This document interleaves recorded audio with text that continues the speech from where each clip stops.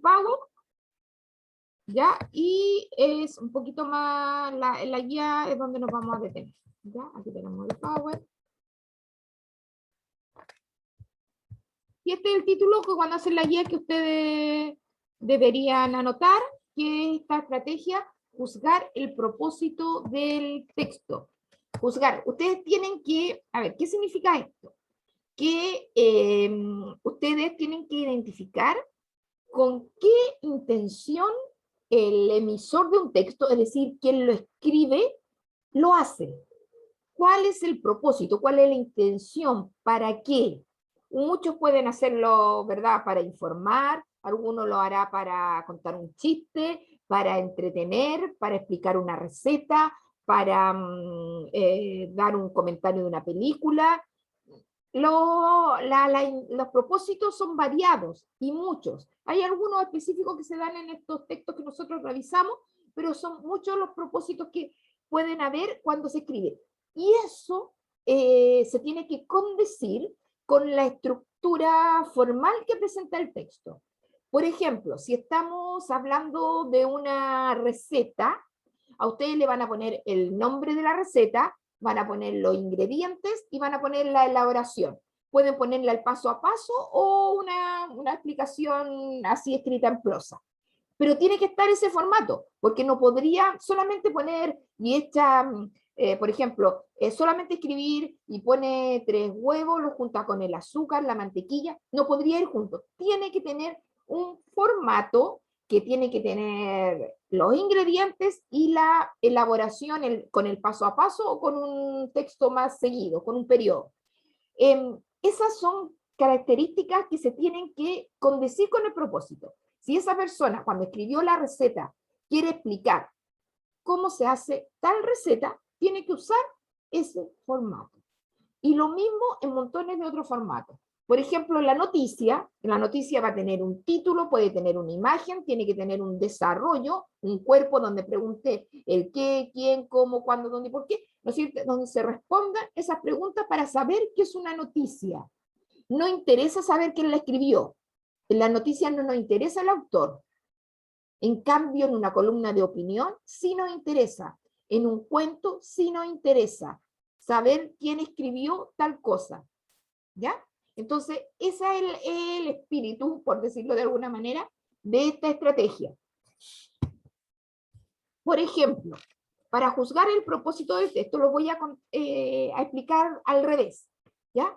Si es de acá para allá, donde dice tipo de texto, característica, estructura y finalidad. Si es un cuento, chiquillo, usted sabe que contiene narrador que relata hechos, que tiene una estructura que es un inicio, un nudo, un desenlace. Si quieren ustedes decir, pueden decir también que tiene una presentación, un desarrollo, o un final, o un desenlace, ¿ya? Principalmente acá en inicio debería haberle puesto presentación, ¿cierto? Y el desenlace siempre se ocupa porque el final es más para una película, más para... Porque nosotros en el español tenemos muchas palabras, chiquillos, y muchas palabras que son muy parecidas, pero cada palabra es como para un contexto. Para hablar de película, el final de la película, no decimos el final de la película.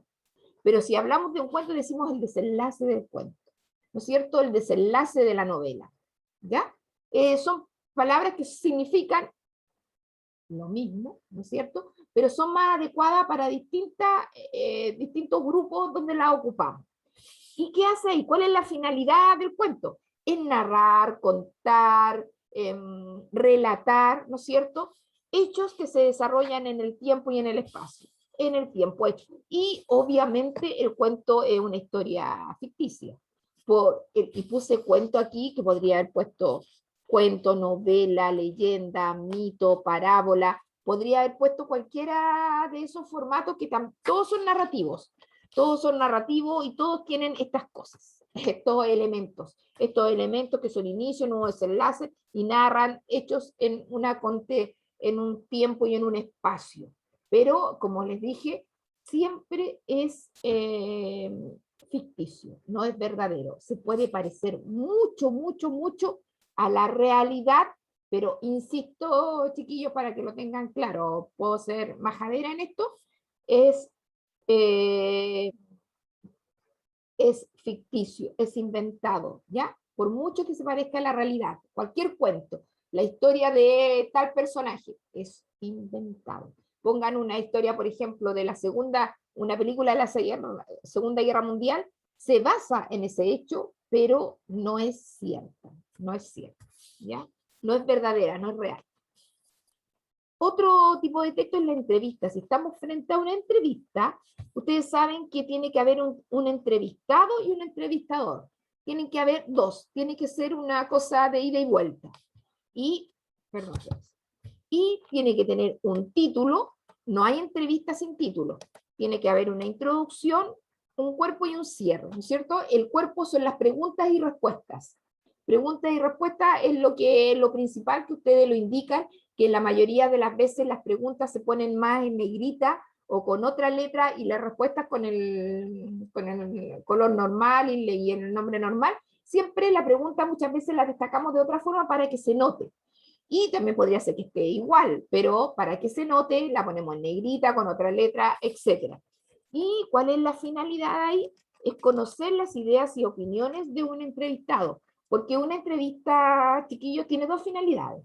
Conocer la vida o un aspecto de la vida de algún personaje, cualquiera, sea conocido o no conocido, o la entrevista también tiene como finalidad conocer lo que sabe ese personaje sobre un tema, ¿ya?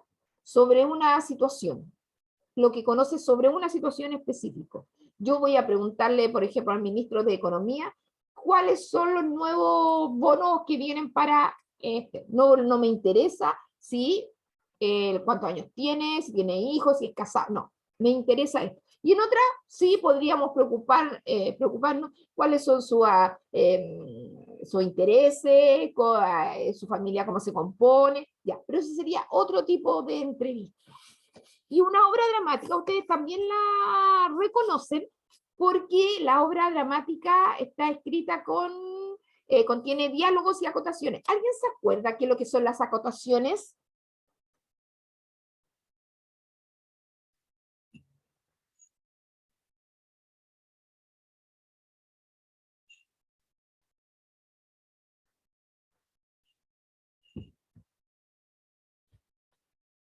Piensen, chiquillo, a ver, se los digo más fácil, pero no lo vemos ahora, pero en una obra de teatro. Ustedes han visto muchas veces obras de teatro y alguna vez en la básica le tienen que haber hecho leer una obra de teatro, incluso actual, ¿ya?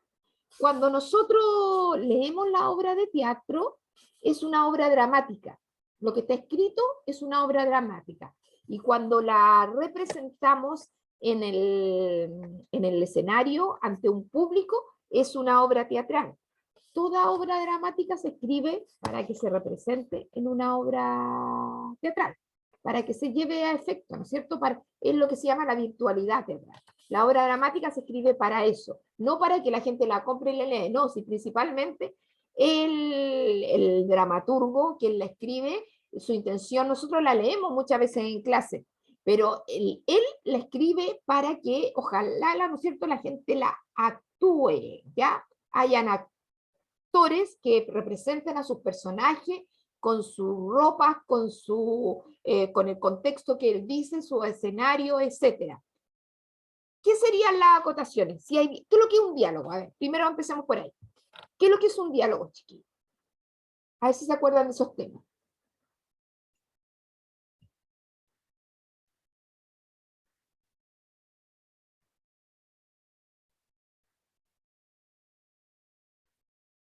¿Qué es un diálogo?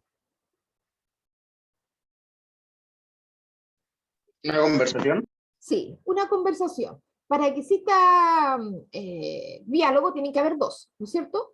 Pero también en el teatro, ustedes han visto muchas veces que hablan los personajes solos, ¿ya? Pueden haber. Principalmente está el diálogo, pero otras veces también está el personaje solo y ahí hay un monólogo.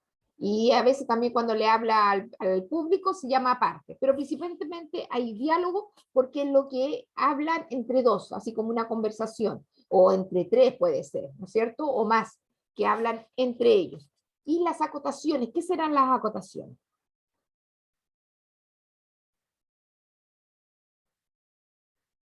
¿Alguien se acuerda?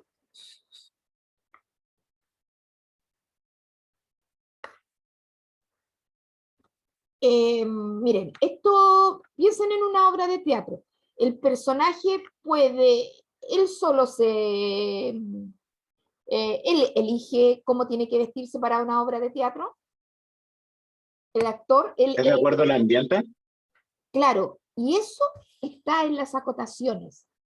De acuerdo al ambiente, el dramaturgo escribe entre paréntesis, no sé si se han fijado, no sé, en alguna obra de teatro o obra dramática, escribe entre paréntesis cómo tiene que ser el personaje o cómo es el ambiente. A veces lo pone al principio, dice es una habitación que tiene una mesa con 4 sillas, una lámpara, etcétera, y el personaje son de tal época o está con un vestido rosa, con un vestido... Va diciendo todas esas cosas que están en un principio. Y después si el personaje, por ejemplo, tiene que gritar, tiene que llorar, tiene que reír, eso no se le ocurre al actor. Eso está escrito en las acotaciones. Que antes, mira, dice, el personaje dice ya, María, dice tal cosa, está el personaje con mucha tristeza, ¿ya? O con llorando, ¿no es cierto? Dice tal cosa.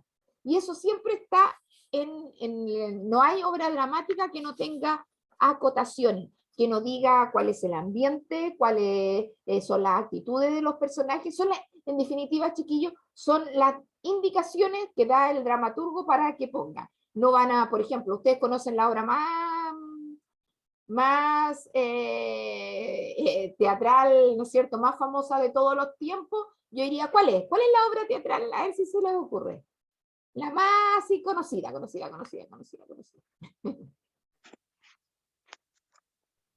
más conocida. Yo creo que nadie no la conoce. Romeo y Julieta. Exacto. Romeo y Julieta. Es la obra, ustedes saben que esa es del siglo XVI, hecha por William Shakespeare, la obra más conocida de todos los tiempos. Y aunque fuera del siglo XVI, hoy día también la llevan al público, pero usando muchas veces el mismo ambiente, la misma forma de vestirse de los personajes. Incluso han habido películas, han habido películas que la han hecho en el siglo XX, en el siglo XXI, y tienen las características, ¿no es cierto?, de esa época porque el dramaturgo lo puso. Obviamente que un director usted sabe que es el jefe de la obra teatral puede actualizarla, el personaje, es decir, ponerlo con ropa actuales. Yo vi una versión de personajes que eran que estaban vestidos con ropa actuales, pero pasaba lo mismo, era el mismo tema y también había un balcón. Tiene que haber un balcón porque ahí Julieta le declara su amor a Romeo, etcétera. Es una obra que pasa en 2 días nomás, chiquillos, de un día para otro, en 2 días donde se casan, donde viven casados, donde ella se envenena, él se mata, la familia se abuenan, todo pasa en 2 días, ¿ya? ¿Y cuál es la intención? Es representar una obra de teatro. Esa es la intención de la obra dramática, chiquillos, ¿ya? Y ustedes la reconocen. Entonces dicen, el propósito tiene que ver, si están todos los elementos, usted tiene que decir que sí, porque casi siempre le van a preguntar, ¿el, el texto cumple con el propósito? El texto cumple con el propósito. Si ustedes ven una obra de teatro, ustedes tienen que decir que sí, si tiene los personajes, si tiene diálogos, si tiene acotaciones, si tiene ese tipo de elementos, ustedes tienen que decir que sí. ¿Y por qué? Porque tiene esas cosas. Tiene el diálogo, tiene acotaciones, tiene, ¿no es cierto?, el título, la fuente, todo eso. Ya, entonces, ¿cuáles son las técnicas para que haya un propósito del texto? Primero, identificar el tipo de texto y su finalidad. Lo que usted les había dicho, responder a la pregunta. ¿Qué tipo de texto acabo de leer? ¿Para qué se utiliza? ¿Y para qué fue escrito? Como le hablaba de una obra dramática. ¿Para qué? ¿Para qué? ¿Para qué leemos un texto informativo? Porque lógicamente nos quieren informar. ¿Para qué leemos una receta? Porque quieren que sepamos hacer una receta. Y así infinitamente. 2. Analiza las partes del texto según su finalidad. ¿Para qué poner el título? ¿Qué nos indica el título? muchas veces, ¿qué nos indica el título, chiquillo?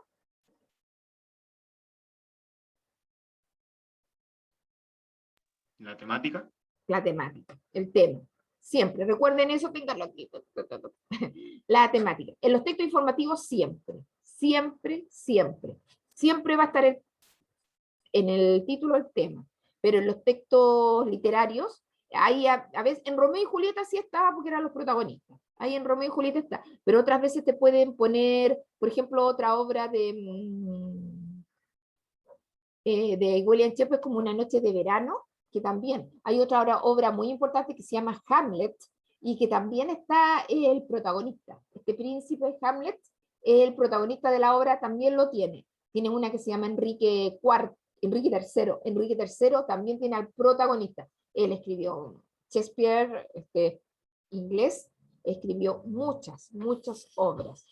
Después, la finalidad del contenido. Se comprende fácilmente el mensaje del texto, cómo es el lenguaje, si es apropiado. Después vamos a ver cómo el lenguaje de pronto nos cuesta un poquito porque ya sea, aunque usemos el español, aunque todos sepamos el español, a veces el lenguaje no es el actual, a veces el lenguaje ocupa palabras que son muy técnicas, muy, ¿no es cierto?, especializada en algún tema y de pronto nosotros no sabemos qué significa. Entonces ahí tenemos que utilizar la estrategia de inferir el significado de una palabra. Si es comprensible, contiene la información necesaria y si hay imágenes. Si la imagen apoya el contenido del texto. ¿Se acuerda cuando ustedes leían textos y cuentos cuando eran chicos? Les gustaba encontrar la imagen. A la mayoría, yo lo digo por lo que recuerdo y porque también tengo hijos y lo que les gustaba a ellos principalmente ya era la lectura, pero no les gustaba ninguna página que fuera que solo tuviera letras y palabras, sino que buscar la imagen para ahí imaginarse con mayor facilidad lo que estaba diciendo, lo que le estaban contando, lo que estaban leyendo. Y por último hay que argumentar si el texto logra o no su propósito. Para ello responde a la pregunta, ¿cree que el texto cumple su finalidad? ¿Sí o no? ¿Por qué? Principalmente, chiquillos, aquí ustedes tienen que decir por qué cumplen la finalidad. Y con elementos que están ahí en el mismo texto, que tiene el título, tiene, ¿no es cierto?, una imagen que apoya o complementa, tiene, no sé, tiene la receta, tiene los ingredientes, tiene la elaboración, ¿qué es lo que tiene? O también podría decir algo que sí, porque se entiende, porque tiene un lenguaje cercano, familiar, no hay palabras complicadas, o lo contrario, si fuera que no. Jóvenes, si el profesor tiene que decirlo explícitamente, o la pregunta tiene que decirlo explícitamente, si solo quiere que ustedes contesten sí o no. Solo contesten sí o no. ¿Ya? Tienen que decirlo. Porque en la mayoría de cuando les preguntan, ¿crees que el texto cumple la finalidad? No habría puntaje si solamente usted me dijera sí. Tiene que poner la argumentación. ¿Por qué? Y en la mayoría, cuando te preguntan de esa manera, tiene que decir el profe, o si no, tiene que argumentar. Y todo se puede argumentar, pero ese argumentar tiene que ser fundamentado con elementos reales. No con lo que se te ocurra, sino con algo que esté ahí en el texto, como le estoy yo ahora explicando, que esté en el texto. Puede ser con algo que usted conozca también, pero nunca desconocer lo que está ahí en el texto. ¿Ya? Por último, entonces, chiquillos, y es lo que ustedes deben copiar en el texto. Va quedando un poquitito, pero no importa, hacémosla ya en la otra hora, o la empezamos ahora. La síntesis. Juzgar el propósito de un texto debe saber si cumple con la función para la cual fue escrito. Por lo tanto, debes identificar el tipo de texto. ¿Qué tipo de texto es? Informativo, argumentativo, narrativo. ¿Qué tipo de texto? Su finalidad, si es entretener, argumentar, contar, informar, analizar su estructura. ¿Qué tiene? Título, imagen, no sé. Y argumentar el porqué de tu opinión. Si corresponde al propósito. ¿Ya? Sí corresponde. Eso es juzgar el propósito. Sí, este texto informa porque tiene, ¿no es cierto?, el título, tiene una imagen que lo complementa, contesta todas las preguntas del qué, quién, cuándo, dónde, por qué. ese tipo de respuesta es la que se necesita para contestar en este tipo de estrategia, de habilidad. Cuando te pregunten del propósito, eso. Cuando te pregunten, porque esta es una pregunta muy recurrente en cualquier prueba que le hacen ustedes en CIMSE, que le hacen en la PTD, una pregunta muy común, y usted no puede decir sí o puede decir no, pero y cuando yo digo sí, ¿por qué? ¿Por qué voy a decir sí? Entonces ahora sabe, si digo sí, ¿por qué? Tiene que referirse a eso, a los elementos que tiene, que te indican qué lo que es. ¿Ya? Entonces, con esto, chiquillos, era la estrategia. ¿Cuántos hay ahora? 17 personas, porque yo soy la 18. Vamos a seguir con la guía y aquí necesito la ayuda, que me ayuden un poquito a leer, no es tan largo el tema y yo les voy poniendo puntitos para los que me pueden ayudar en la lectura y después en las respuestas, chicos, ¿ya? Voy a sacar el lápiz. Entonces vamos con la guía. Esto, tengan un cuaderno, chiquillos, para que anoten al tiro la respuesta. Ay, me equivoqué.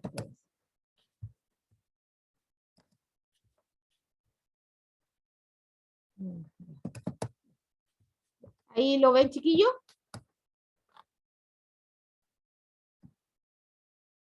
Sí. ¿Sí? Ya. Acá, como siempre, lo que les digo yo que pongan de título, lo que tienen de hacer, pueden poner la estrategia como tal o la pregunta. ¿Qué sería? Porque cuando hablamos de estrategia, chiquillo, el objetivo, ¿ya?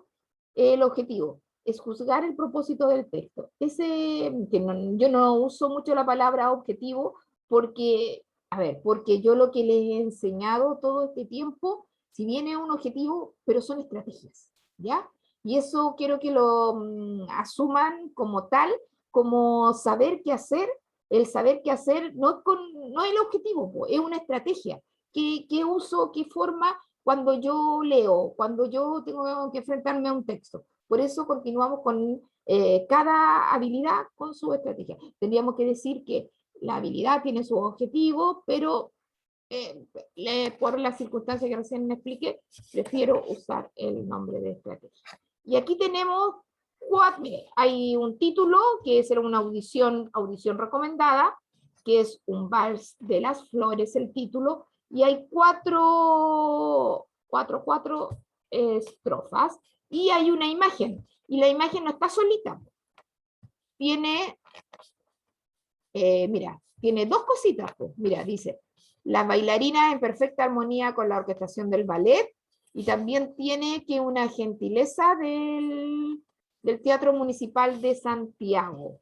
Y más aún tiene ahí de dónde lo sacaron, que es como una enciclopedia de Madrid de 2011, pero de acá, del Teatro Municipal de acá. Hay cuatro, mire, son cortitos. ¿Quién podría leerme el primer párrafo, chiquito? Ese nombre se lee Tchaikovsky, ¿ya? Tchaikovsky, es la única palabra rara. No hay ninguna otra palabra rara. Ya. Son cuatro. El primero es del bal hasta orquestación. El segundo es compuesto hasta cuerda, que ese tiene 4 líneas. El tercero de 2 líneas nomás, de la repetición hasta cuerda nuevamente, y la repetición con anterioridad. ¿Quién me puede leer el primero, chicos? Es un texto cortito que vamos a analizar al principio. Y el otro también, si nunca les pongo textos muy largos. Ya participen, que voy a poner una nota de participación.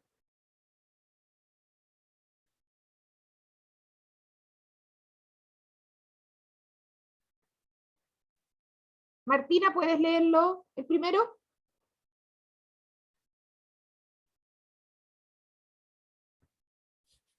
Martina, ¿estás ahí?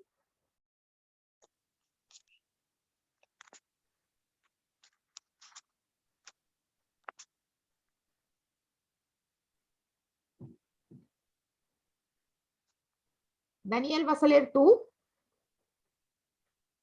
Ya, bueno, ya. Ya, lee tú. Son esas 3 primeras líneas. Tchaikovsky, por si acaso. Ya, dale. El Vals de las Flores.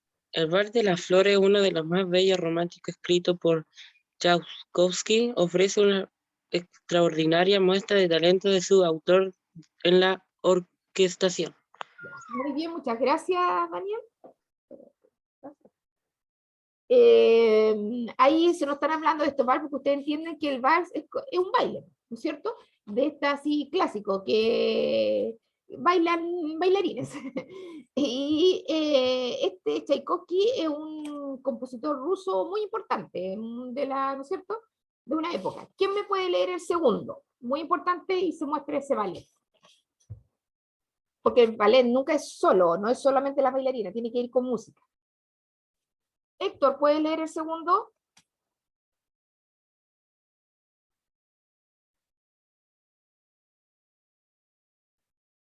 ¿Dónde estás, Héctor? ¿Estás por ahí, Héctor?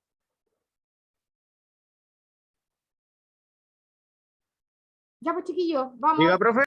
¿Puedes leer el segundo donde dice compuesto, te acuerdas? Compuesto en forma ternaria. ¿Me escucha? Sí, Ya. ¿Desde ahí? sí.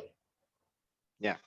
Compuesto en forma ternaria, consta de una introducción que conduce, a través de un solo de arpa, a la primera sección, protagonizada por la exposición de las trompas, las respuestas del clarinete y un segundo tema a cargo de la cuerda. La repetición de esta primera sección Hasta ahí conduce a nomás, la... Héctor. Sí, no. Ya, gracias, porque ahí tenemos el segundo. Si yo estoy aquí hablando de la palabra cuerda, ¿a qué me refiero? ¿Cuerda a qué palabra se refiere?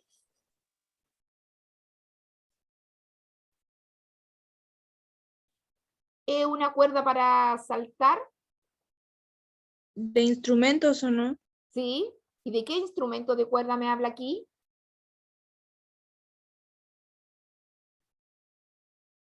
En el párrafo, ¿de qué instrumento de cuerda me habla?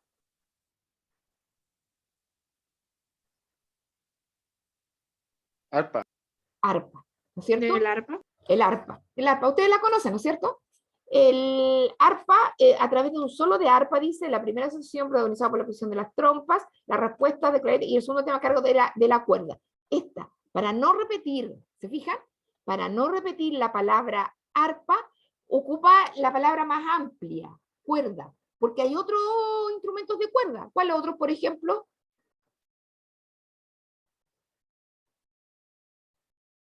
¿El violín? El violín, ¿sí? ¿Cuál Guitarra. otro? El bajo. El bajo, ¿sí?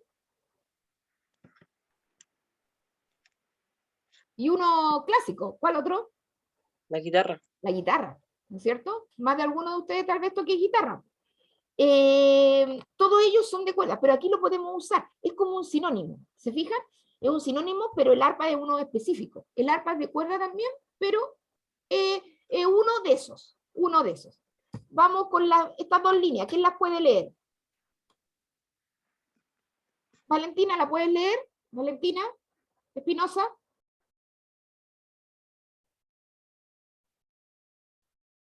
¿Cuál parte, tía? Acá, donde dice la repetición. Dos líneas nomás. Ahí estamos con el tercero, que no lo separaron. Ahí. La repetición de esta primera sección conduce a la segunda, protagonizada por las maderas y la cuerda. Ya. Aquí miren, si estamos hablando de este vals, de esta música. Si estamos hablando ya de cuerdas, dijimos que era el arpa. Y aquí maderas, ¿qué podrá ser? ¿Una madera con que haga una casa?